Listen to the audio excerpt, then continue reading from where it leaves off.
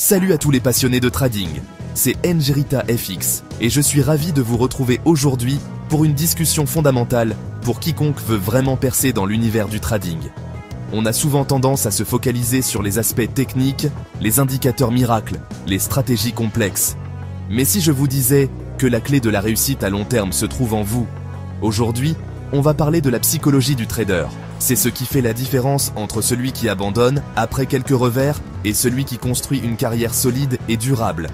Parce qu'en réalité, ce n'est pas votre stratégie qui vous fera réussir à long terme, c'est votre mental. C'est votre capacité à gérer vos émotions, à rester discipliné face à la pression, à apprendre de vos erreurs sans vous laisser submerger. Le marché est un test constant de votre force intérieure.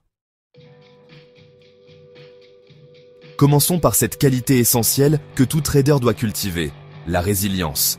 Le trading, c'est un peu comme la vie, en accéléré. Il y a des moments d'euphorie et des moments de doute. La première qualité d'un bon trader, c'est la résilience. C'est cette capacité à encaisser les coups sans se briser. Imaginez un boxeur sur le ring. Il s'attend à recevoir des coups et s'entraîne pour continuer le combat. C'est pareil pour nous, traders. Tu vas avoir des jours où tout fonctionne à merveille et d'autres où tu perds. Ce n'est pas nécessairement que tu as fait une erreur, c'est la réalité implacable des probabilités qui régit les marchés financiers. Aucune stratégie n'est infaillible à 100%. Comprendre et accepter cette nature probabiliste est le premier pas vers la résilience. La résilience, ce n'est pas de ne jamais tomber, mais de savoir se relever. C'est ta capacité à accepter la perte sans te détruire mentalement. Et inversement, la résilience, c'est aussi savoir gérer le gain sans devenir euphorique ou arrogant. Il s'agit de maintenir un équilibre émotionnel. Pensez-y comme un marathonien. Il gère son effort et vise la ligne d'arrivée. La résilience en trading, c'est cette endurance mentale qui vous permet de traverser les cycles du marché. Abordons maintenant la gestion du succès. Gagner, c'est bien, c'est l'objectif. Mais attention, car le gain est un piège si l'on n'y prend pas garde. Il peut nourrir notre ego. Et un ego surdimensionné est l'un des pires ennemis du trader. Après une série de trades gagnants, il est naturel de se sentir plus confiant. Le danger, c'est lorsque cette confiance se transforme en arrogance. Ton ego peut te faire croire que tu as craqué le marché. Tu commences à te sentir infaillible. Et c'est précisément à ce moment-là que tu deviens le plus vulnérable. Lorsque cette fausse assurance s'installe, les comportements à risque ne tardent pas à suivre. Tu augmentes tes tailles de position de manière déraisonnable. Et là, bien souvent, c'est la chute brutale. Un bon trader reste humble, même et surtout quand il gagne. Il sait que chaque succès est le fruit d'un travail et d'une part de probabilité favorable. Parlons des jours rouges, ceux où tout semble aller de travers. Tu ouvres ta plateforme, tu prends un trade et il part dans la mauvaise direction. Tu perds. Puis un autre. La frustration monte. C'est dans ces moments-là que la tentation de se refaire devient presque irrésistible.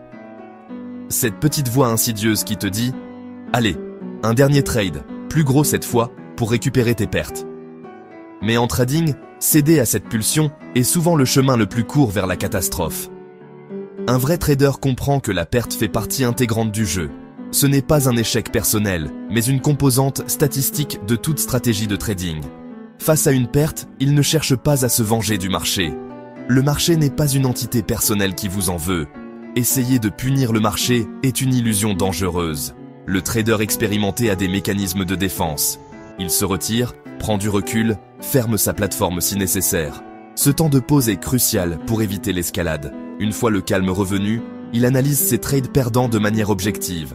A-t-il suivi son plan? Y avait-il des erreurs d'exécution? Et surtout, il garde confiance en sa stratégie à long terme.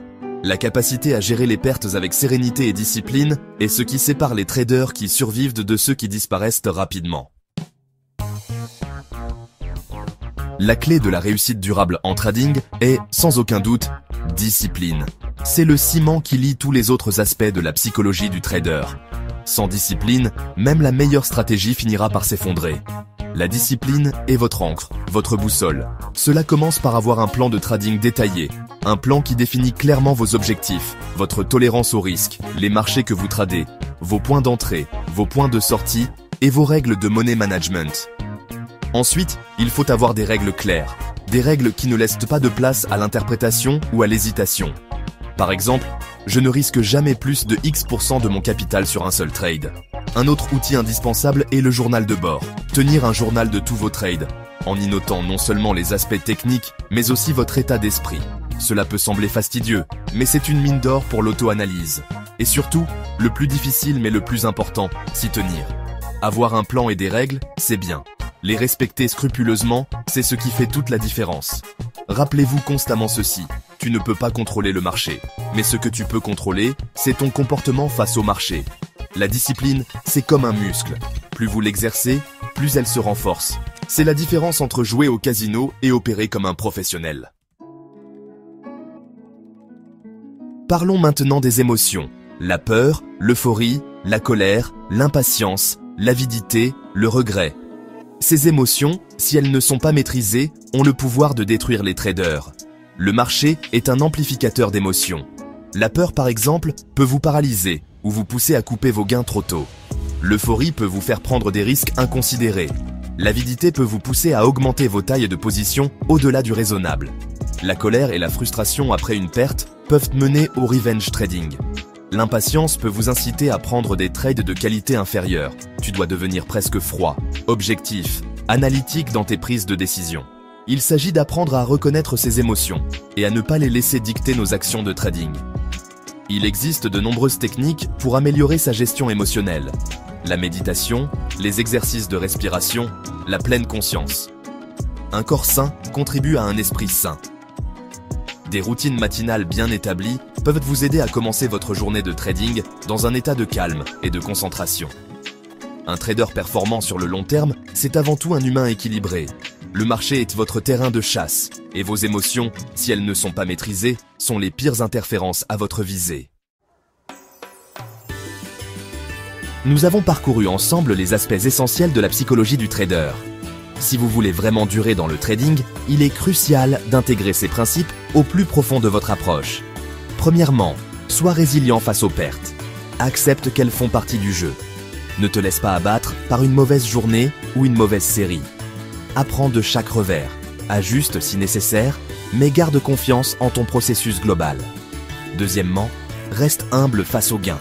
Ne laisse jamais l'euphorie ou l'arrogance prendre le dessus après une période faste. Chaque jour est un nouveau jour sur les marchés. Troisièmement, respecte ton plan, toujours. Ta stratégie, tes règles de money management, ton journal de trading, ce sont tes meilleurs alliés. La discipline de suivre ton plan, que ce soit dans les bons ou les mauvais moments, est ce qui te maintiendra sur la bonne voie à long terme. Quatrièmement, garde ton mental au centre de ta stratégie. Ta psychologie est aussi importante, sinon plus, que tes compétences techniques.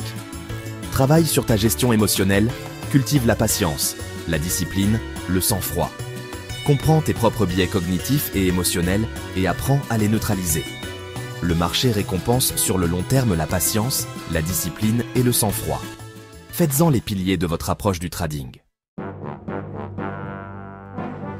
Voilà, nous arrivons au terme de cette discussion approfondie sur la psychologie du trader.